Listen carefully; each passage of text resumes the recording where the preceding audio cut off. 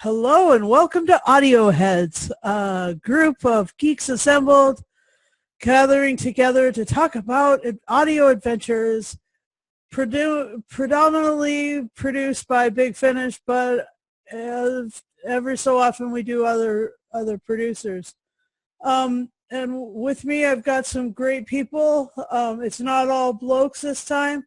I'd like to thank Susie for coming, and please start off, Susie, by introducing yourself and saying hello, and tell us what you thought of an opening thought of the shape of things to come. Wow, that's a tall order. Well, first, hi. I'm very happy to be here too. I think these are fun. But this story was not fun. This was a very, what's the word, prescient, if that's a word, story. It's nothing to be taken lightly and hit a little too close to home for those of us in the States at the moment. I guess that's really all I need to say at the moment. I'll let you guys expound upon it. All right, thanks, Susie. And Lee, what did you think of The Shape of Things to Come? Before we started recording this, I mentioned that I'm positive I read this novel of H.G. Wells at school. It was a very difficult read as far as I remember.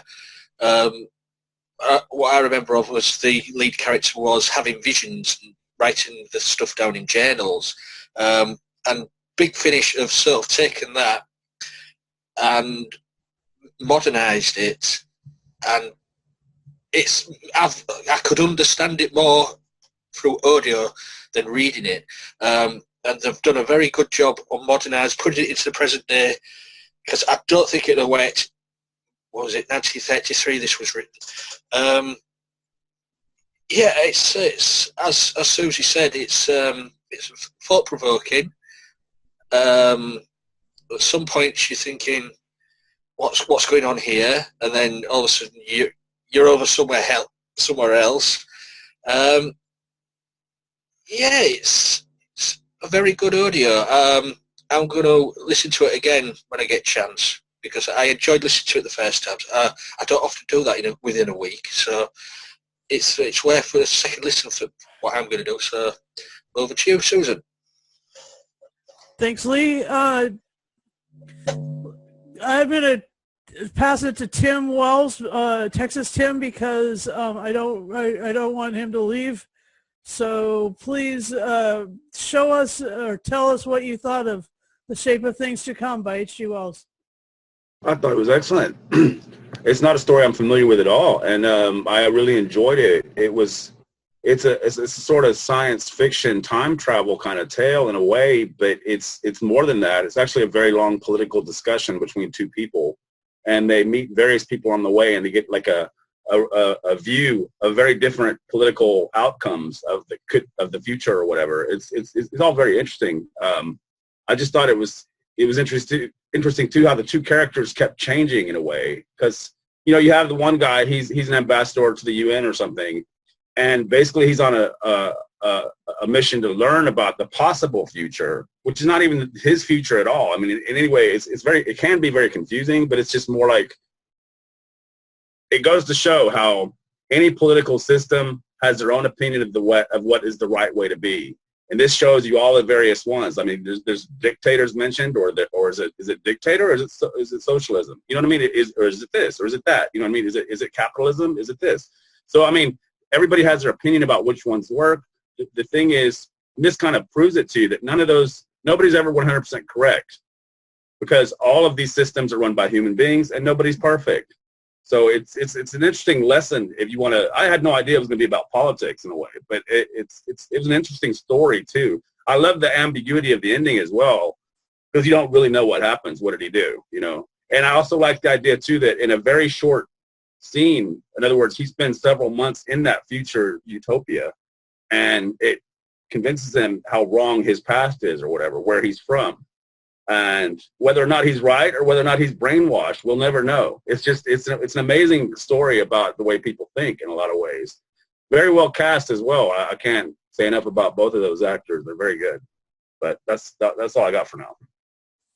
Cool. Jeffrey, what did you think about it? Well, like Lee, I read the book. I think I might have read it before Lee. I also remember the black and white film, Shape of Things to Come, and Wings Across the World. And yeah, as Tim said, particularly this is about the rise of capitalism, and is in its most extreme form. And it's something that you're seeing, unfortunately, both sides of the Atlantic at the moment. And you're getting this these political extremists on the side of capitalism, which is basically treading the common man down. But then again, the oppositions don't have a perfect answer for it either. But yeah, it's I was going to say it's with what Big Finish have done to it, they've turned it really into a modern day parable, and very cleverly and brilliantly directed by Lisa Bowerman. And as Tim said, there's superbly strong cast. I love the music, and as always, they create the atmosphere and they pull you in. I mean, it's quite a long story, and I did the whole thing all in one sitting, because to be perfectly honest, after I was at least halfway in, I thought to myself, it would be rude not to sit and do the whole thing after this, because it really is just so good and so well done, and it's a very clever adaptation, and yeah, I'd recommend it to anyone. Thank you so much, Jeffrey. And with me in this part of the world is Alex, and I just wanted to get your what you thought of it, The Shape of Things to Come.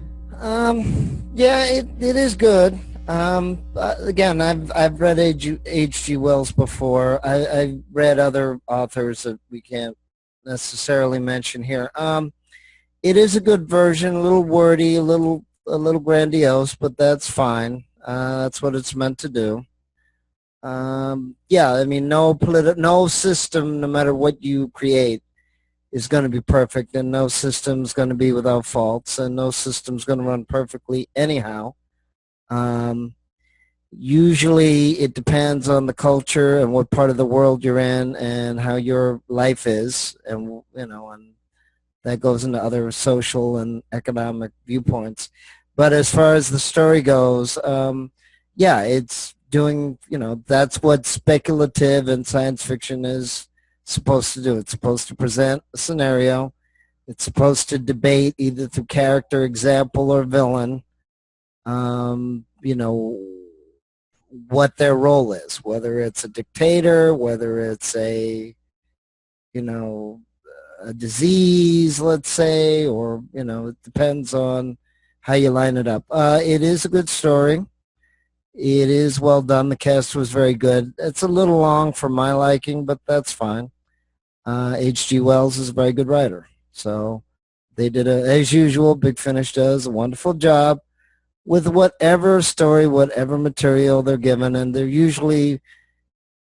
rarely is any story or any cast to be disappointed about with Big Finish, and they should actually be bigger because they do a wonderful job, and they've done wonderful radio versions of almost all the material they use and been given license for. So I don't particularly like this story, but I understand its points, and it was well written. Thanks, Alex. Yeah, so I enjoyed the length of their trip together. I loved that they would walk through a door and disappear and reappear in somewhere else. That was a really sort of I don't know. I didn't read the book. I'm sorry. I'm not up to speed as to what that looked like, but I liked that they would walk through a doorway and boom, they were somewhere else, and that was really interesting. I liked that the people who were being downtrodden, they were like, producing life in their own general way throughout their story, and the more downtrodden the people, the more they had a reason to rejoice. I mean, yes, the president of the United States was raising animals and chopping wood in the White House, which was, a definite departure from what's going on in our current situation, because there's nobody that humble in the White House these days. But that's where I just recently moved here, and this is where our nation started, and like in a place called Plymouth, and like, oh my gosh, it was like that's what they used to do.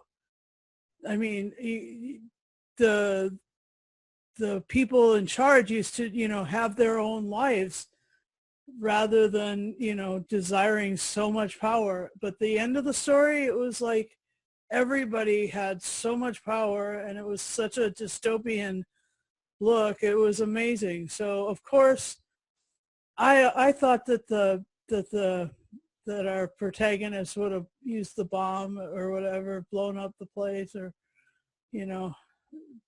stripped reality from its construct or whatever, to rebuild that other alternative timeline, that alternative universe in a better way. But that's just my thinking. Anyway, let's see. Let's ask the question: how did you relate to the characters? Was there any part of the story that stood out to you? And maybe your favorite moment, or the thing that you had most difficult with, and then we'll kind of open it up to an open forum. So, Susie, what did you think of the characters and what was my favorite moment? Well, I liked, like people have said before, they did such a great job with it. You can't fault the cast or the crew or production. It was wonderful. I liked in this story that the character who was being taken for the time travel ride didn't automatically go with it. It took a while for him to get on board, and which is a little more realistic than what I think we normally see with these kinds of things on TV. So I kind of related to that.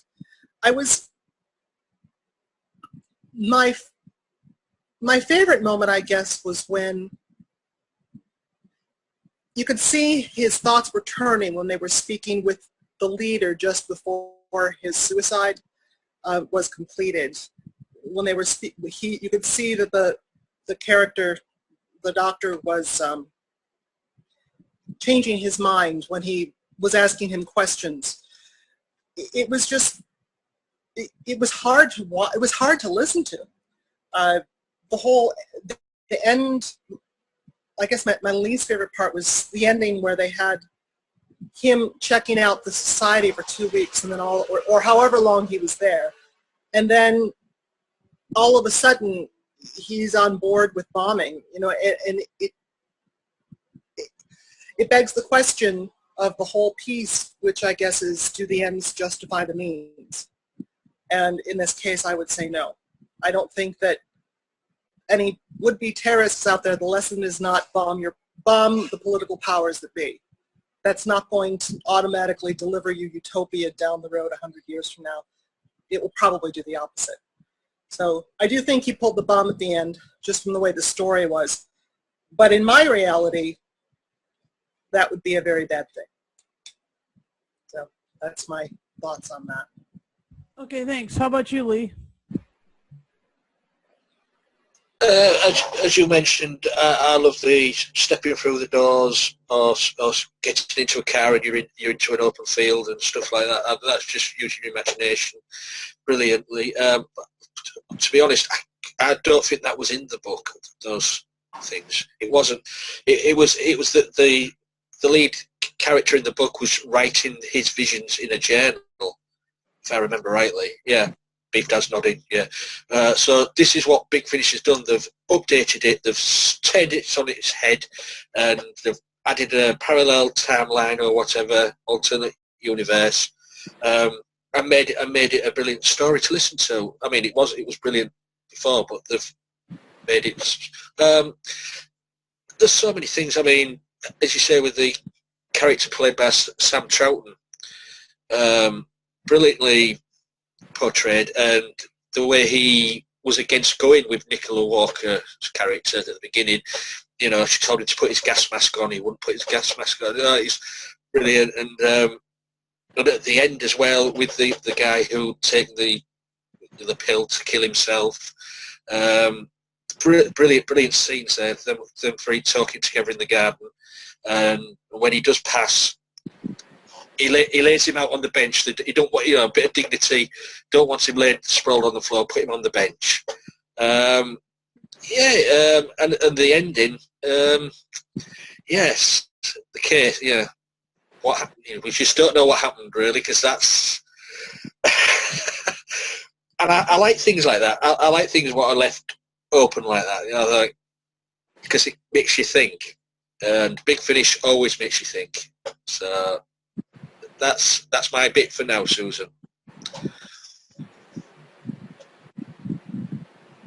Thank you, Lee.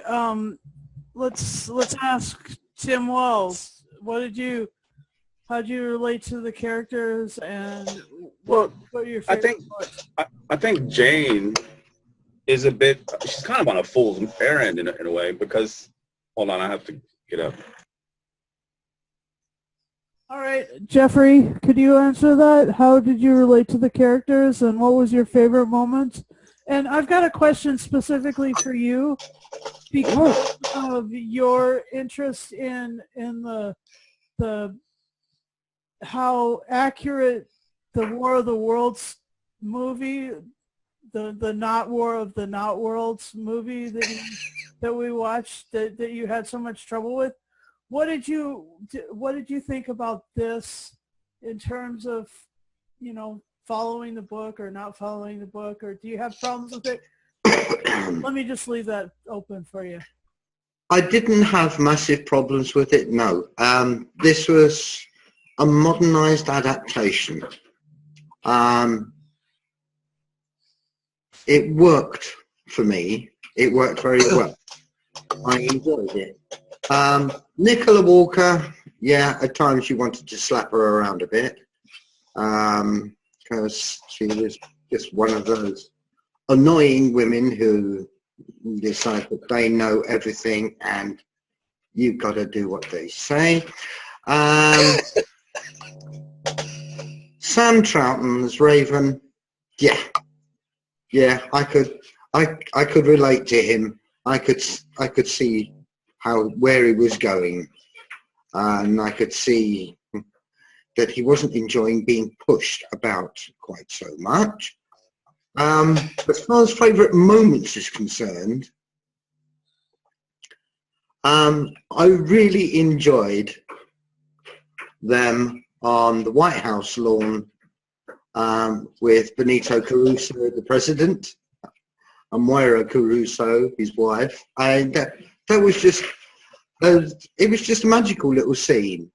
And you could be there. It was one of those magic moments of Big Finish where if you just shut your eyes, you're there on the White House lawn with them. And, with a president who is, well, he's just great. He was just great. He was a real person. Brilliantly played by Stuart Milligan. Because you believed in him, you believed in his wife. They were ordinary human beings. Not politician, not particularly political. Just people, and it was lovely. Reminded me an awful lot of I must confess, of Barack Obama.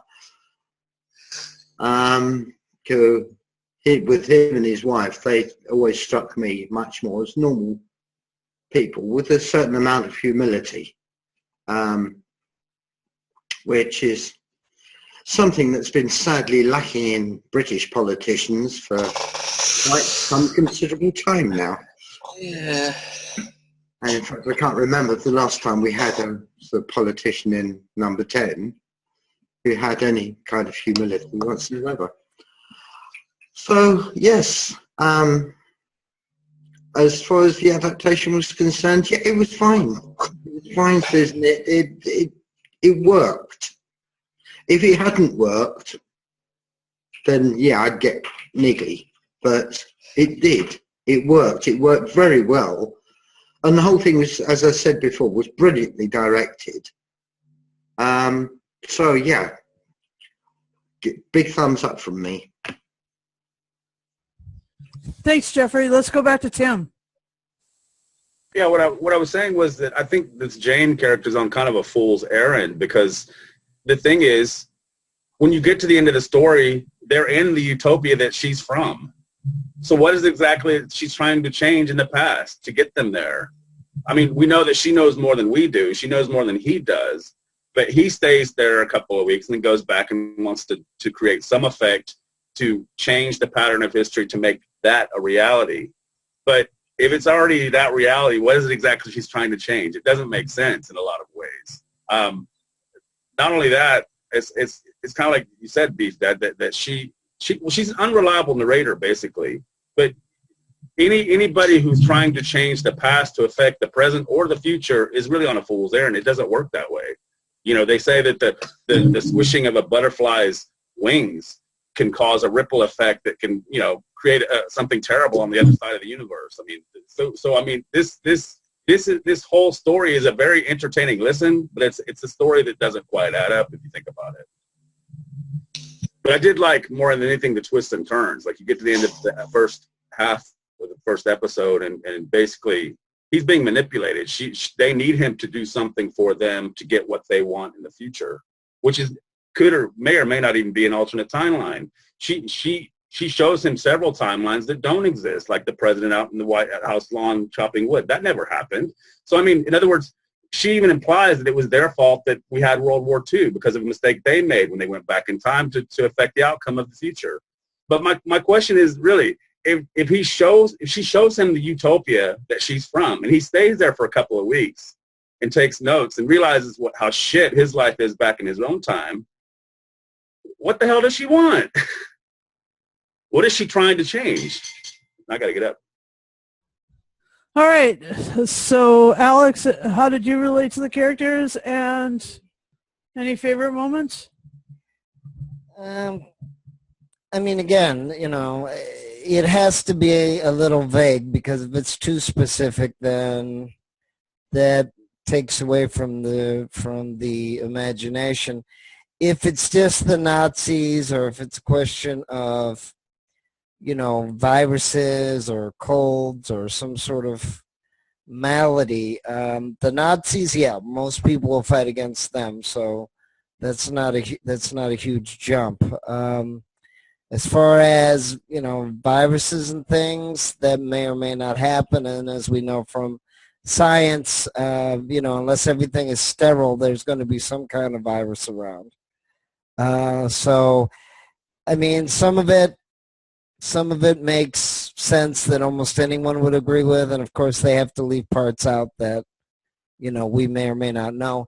And of course, as another half creation or half inspiration from Doctor Who, if your life was perfect or a utopia, you wouldn't strive for anything anyhow. So, it depends on, what type of lifestyle you're able to achieve and or get. And if everything is bad, that's not positive. But if everything is too positive, then, so of course, I have to say it simply here. If you were a writer, depending on the example or what story you want to tell, you could advocate whether a lifestyle or a country is positive, negative, good or bad. It depends on what viewpoint you have. So, Thanks. Let's see. My favorite how I related to the characters, our protagonist, the guy with who was being recruited. I sort of felt myself getting a little anxious about he wasn't really he wasn't changing everything, and he wasn't doing the the empowering thing, and the recruiters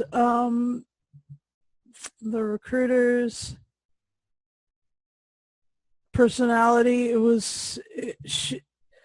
and character arc, she didn't she broke through all of his walls, so she had a good character arc where she would break through his arguments and his obstacles, and she would overcome that, and then she would take him somewhere else, and that was fun. And let's see, my favorite points are, well, I like the end where the utopia is sort of described, and they mention characters who are around in this day and age, in this reality. So that was fun, to know where they have lined up and stuff. And so that was fun. And the open field from the car was really cool. I loved how that sounded, and how you could tell they were, yeah, it was just beautiful. Anyway, so soundscape was great, and so without let's do an open forum. Anybody oh, there's Tim. Did you want to finish, or? I already finished my point earlier. Okay, cool. So let's just go on to open forum a little bit. Let's discuss it. And well, I would say while this story gives you a good example of all the various sorts of governments the world has come up with over the last couple of 100 years, or even longer. I mean, but the thing is, it shows you how you're never going to have a perfect government for everybody, because the only way you would have a perfect government for everybody, which would be if everybody thought the same way about everything, which would be sort of like probably a dictatorship where everybody just supported the dictator, or something even worse than that. But I mean, the thing is, all humans are fallible. Nobody's perfect, so you're never going to have a perfect government. It's an interesting lesson in that. The story, I don't think it intends to be. It really is just a sci-fi story that's kind of how would you say, like a story that eats itself, because the ending doesn't really add up to what the mission is. And you get the impression that perhaps that the guy was brainwashed at the end. So even then too, like we've said, you can't really change the past to affect the future. So, well, the story, when you were talking about you didn't understand, the way that I understood it, I thought it was kind of clear that the timeline he was from had become the dominant timeline and would not lead to her utopia.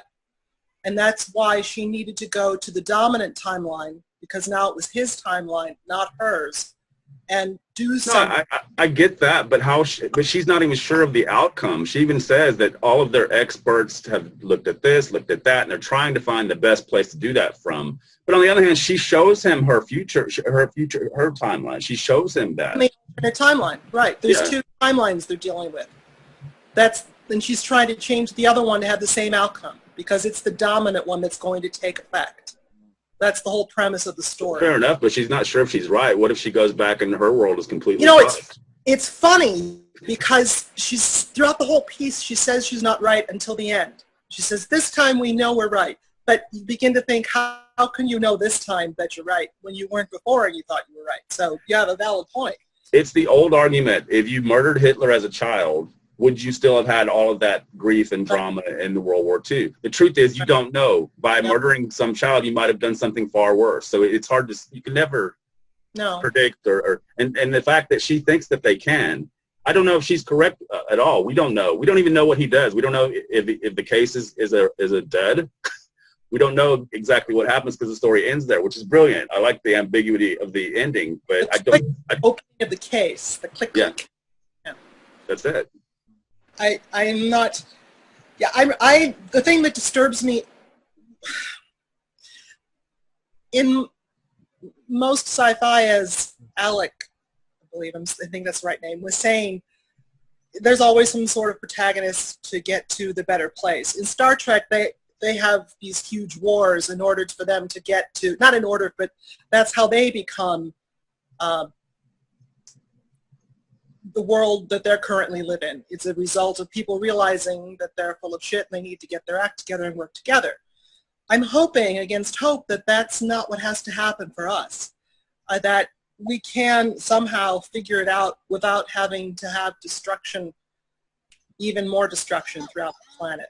So the message of the piece is a little disturbing for me on several methods. I just don't think violence is ever the answer. And I don't think the ends justify the means. Well, right. I mean, again, it depends too, because again, I mean, no system, no idea is perfect. Hopefully there's liberty. Hopefully there's a democracy.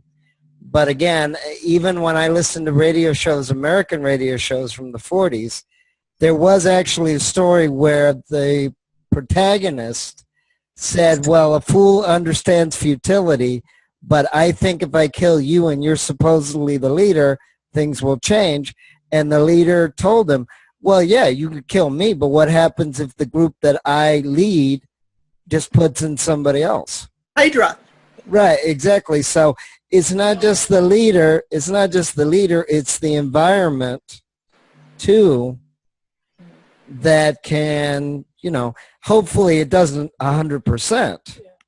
But again, if you're talking about a dictatorship, that's also cultural as well. So just because if you killed the leader, that doesn't automatically guarantee that you'll get rid of the group or his supporters or whatever. It may help, it may not. But again, that's the other issue, that in a way you have to fight a world war for that. There is one good thing about capitalism as opposed to a dictatorship. Capitalism, you do strive for something. Yes, some of it's possessions, but some of it is not. So in a dictatorship, the government has all the possessions. The government has all the power. That's what makes it bad, that you cannot share it. You cannot earn it.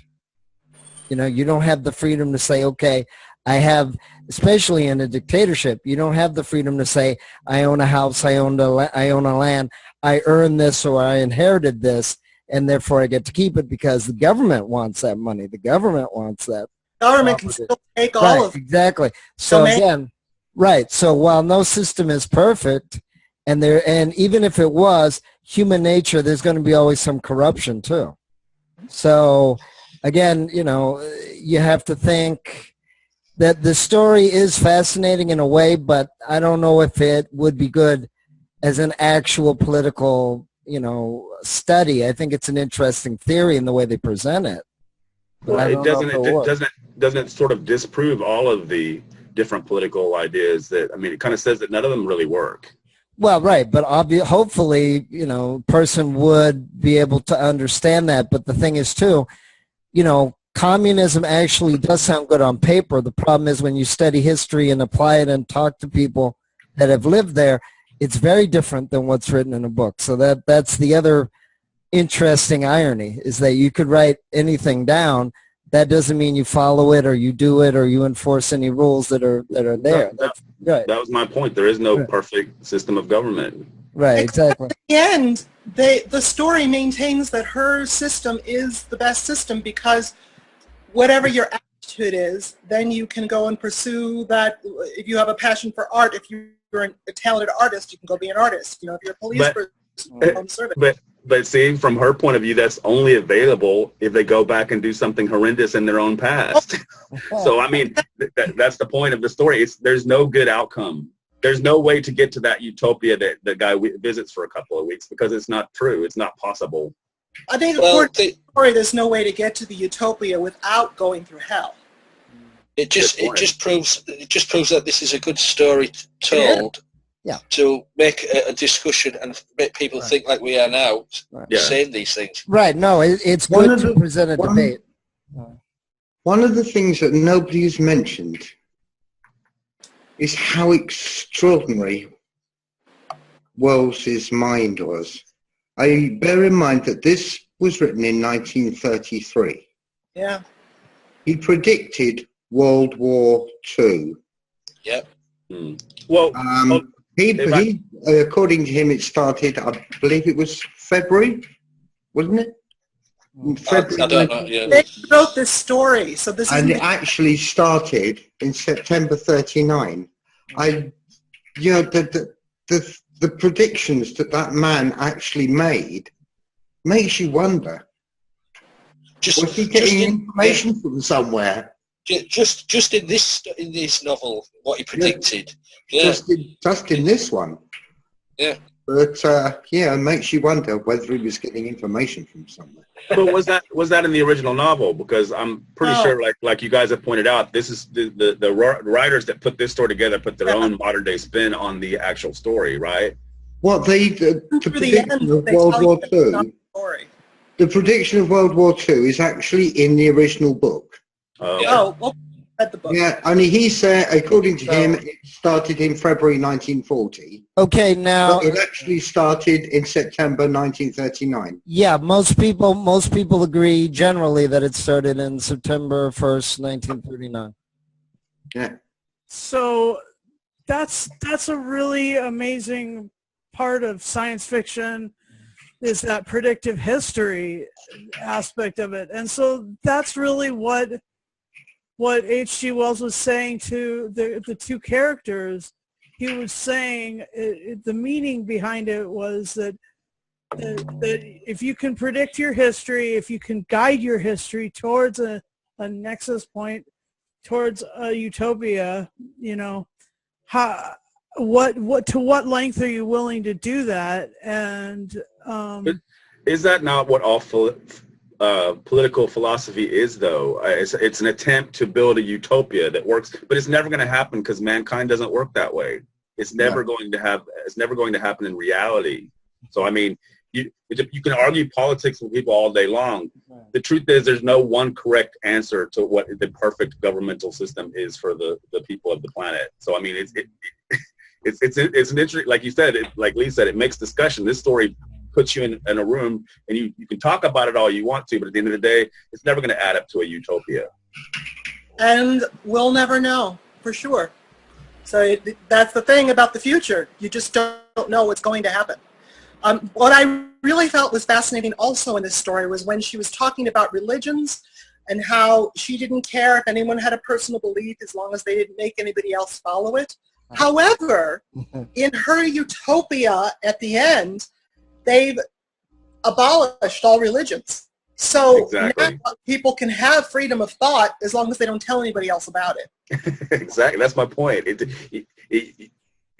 It's all about personal freedom for them, but not. That's what I mean. They can only work if everybody's exactly the same, and that is a dictatorship because there's no freedom of thought, no freedom, no free will, and that may be utopia. But then you're just gonna have revolutions and uprisings because it's not everybody's gonna be happy. Not everybody thinks the same way, so that's why it would never work. Well, again, I mean, this is the other good part about writing and science fiction as well. You do want to strive for things. You do want to strive for improvement, but that doesn't mean perfect. You do, but like improvement and perfection. But like Susan just pointed out, these people are getting there by stepping on someone else's rights or somebody else's toes, really, just to say, okay, just because they don't like that religion. And here's the thing, nobody wants anybody's religion crammed down their throat. Of course they don't. But they should have the opportunity to practice it without offending anybody, should they not? Depending on whatever religion you have. I mean, that's the way I feel about it. Because I know a lot of what do you call them? Not agnostics, but atheists. They can't wait to tell somebody how wrong they are about their religion. When at the end of the day, it's just a different belief system, isn't it?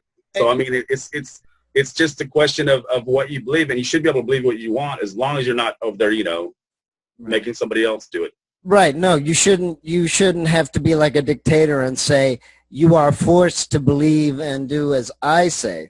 That's different. However, there is another issue that science fiction and philosophy, of course, cover, which is, you can be the individual, but that's the other thing. You do have to work most times in a group. Yeah. So that's the other side of the coin, is that yes, you are an individual, but again, unless you're super rich or super independent, you have to rely on the group for something. Most people are not self-taught. Most people are not running their own companies and things like that. Some are, but not everybody. And everybody can't be expected to do that as well. Because that would take an amazing amount of money and other items that you strive to attain, but that doesn't guarantee that you will attain it or you will have perfection. So it's good. Science fiction, philosophy, religion, they all may have ideas that sort of go toward that point, or go toward, be honest, be truthful, be hardworking, things of that nature. But again, that also depends on whether you're willing to do that and in a group. You can't just do that.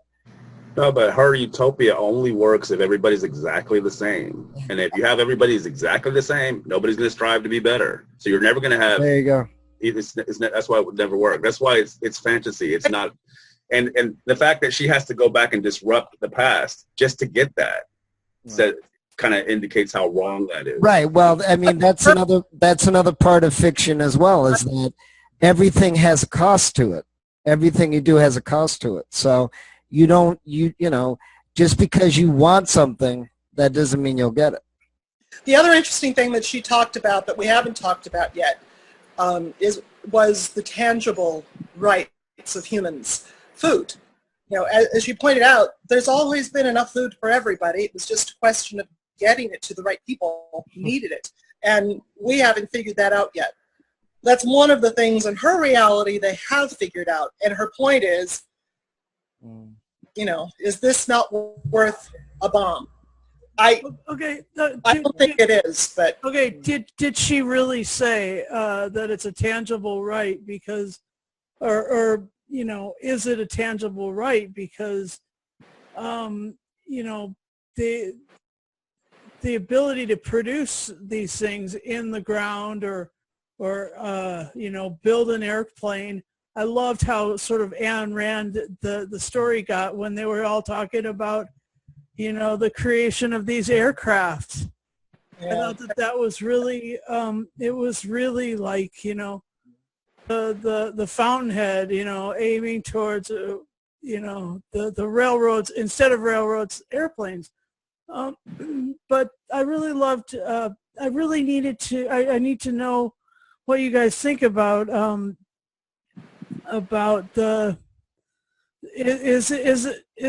are these things a tangible right, or are they things that we would want everybody to have as compassionate people, and even if they can't produce it?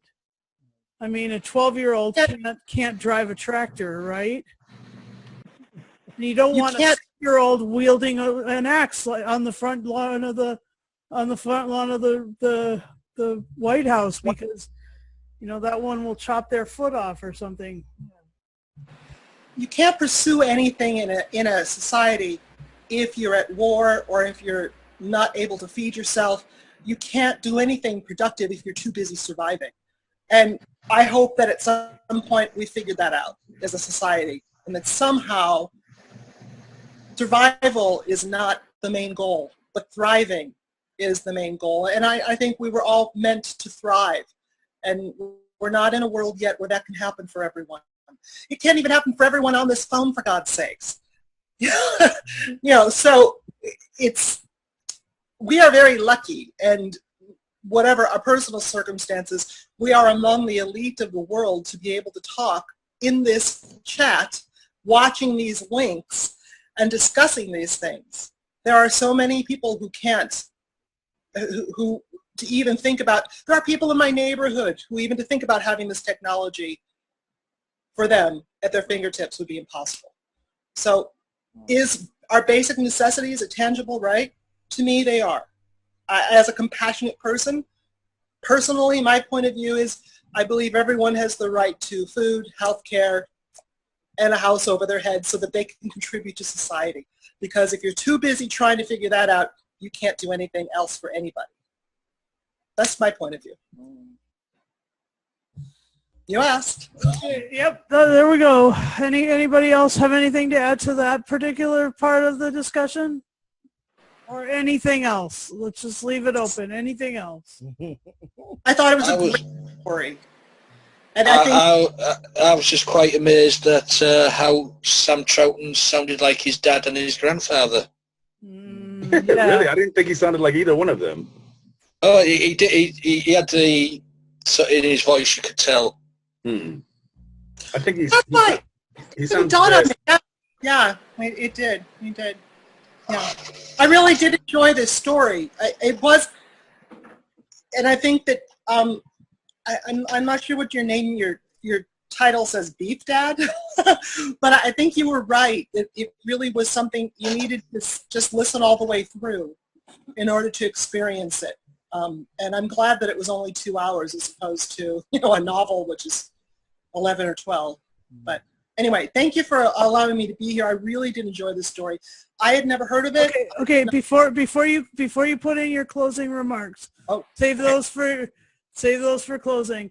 Oh, sorry. Let us do that. Let's get into our rating and then do our closing remarks, and then we can even talk some more if you wanted to. But let's aim that way. So go ahead, Susie. Give us a rating from 1 to 10. What would you rate this in terms of your overall experience or your enjoyment, or if you want to do it sort of a deconstruction, what do you think of the story? From 1 to 10, 10 being the best. 9.5 to 10. I thought it was an awesome story. I think not just the actual initial conception of Wells, but the director who rewrote it and applied it to modern times, the way they said it, the way they moved it about. Theatrically, it was just an excellent construction. And I'm really glad that I got to listen to it. It made me think. It also made me very sad when I watched the news that night. But it was far too relevant for my own tastes, which is why it was a wonderful story, and I'd give it almost a 10. Almost a 10 because I thought that the the going from place to place and the alternate history, that was great, but I thought it dragged on for too long. And then I got to the point where you were going to see what this utopia was, and then there was nothing showing me what the utopia was. That drove me a little batty. I would have liked to have seen what that was before the guy just jumped to, okay, maybe I'll blow up the world. But so yeah, I thought it was a great story. Okay, thanks, Susie. Let's go to Tim Walls. What did you think of the story? Please. I will give it a 10 because it is a very well made production from Big Finish. As always, it's no surprise when you get into it. You might be wondering, well, I've never heard this. What the hell is this? So you put it on, and like Beef Dad said, it draws you in. Or maybe it was my friend Gomez Adams that said that. But it draws you in, and yeah, 10 for me. I got to get up. Okay, thanks. And Lee, what did you think of this? It's a thought-provoking audio, well acted, well produced. It makes you think at the very last minute, you know, what's happened. Was it the right outcome? Was it the bad outcome? Was Nicola Walker's character rather selfish for wanting to change everything just to have that utopia? Who knows? It's an open-ended story because we do not know what happened. It's a 10. Awesome. And Jeffrey, Beef Dad, what did you think?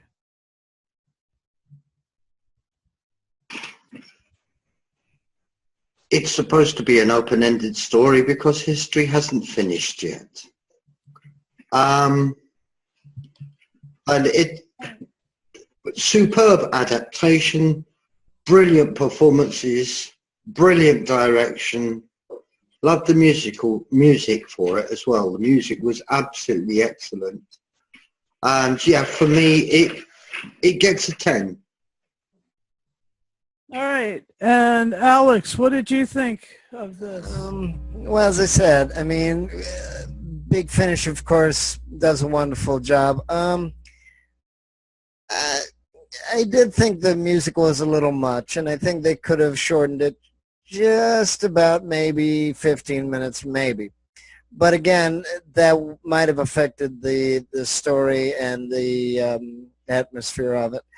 Again, you know, it's a classical open-ended debate in philosophy and science fiction about, can you reach utopia? Can you, have a perfect world or perfect life? And things of that nature. And of course, as long as you're striving for it, hopefully that'll be enough. Maybe not. But that's the question too, because nothing is 100% definite anyway.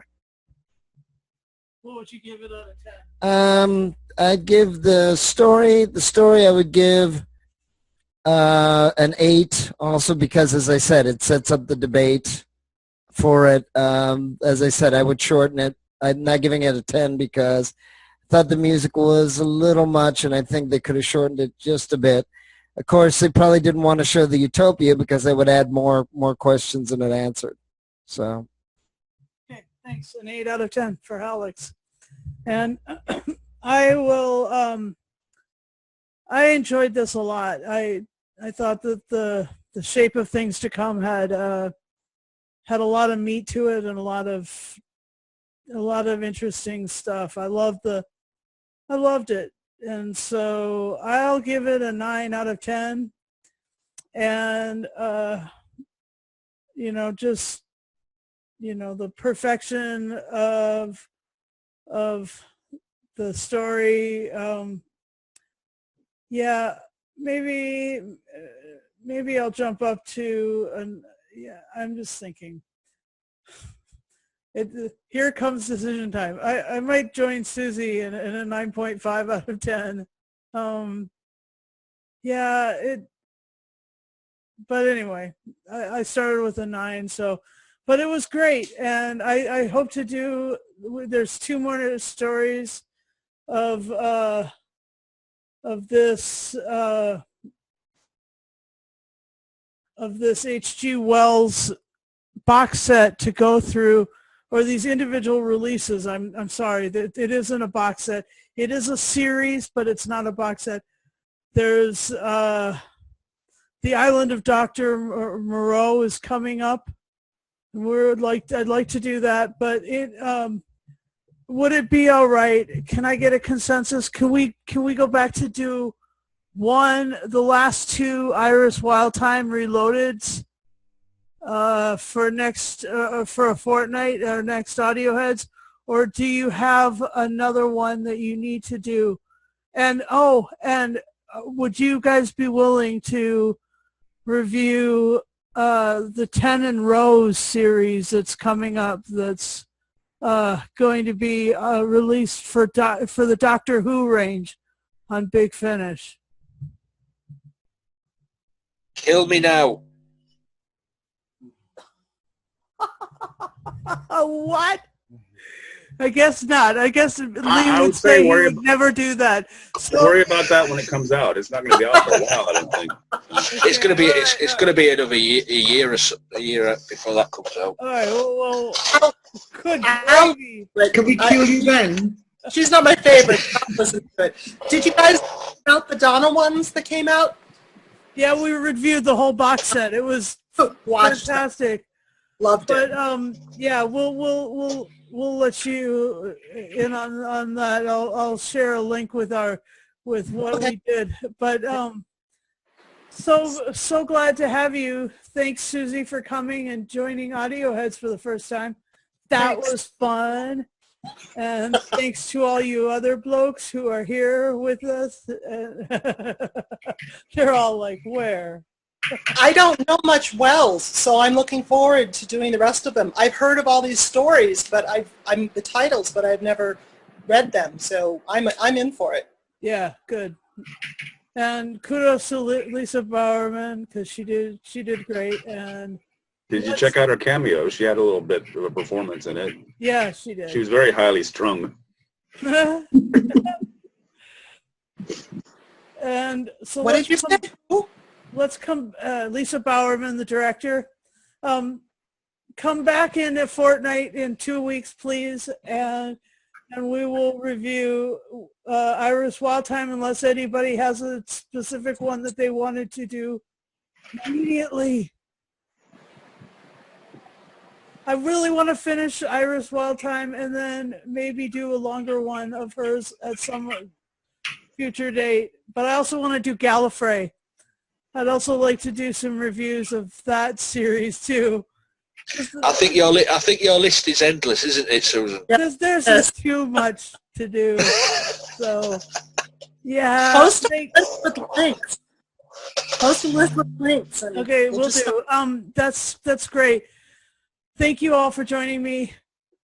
Be sure to like, subscribe, and comment below.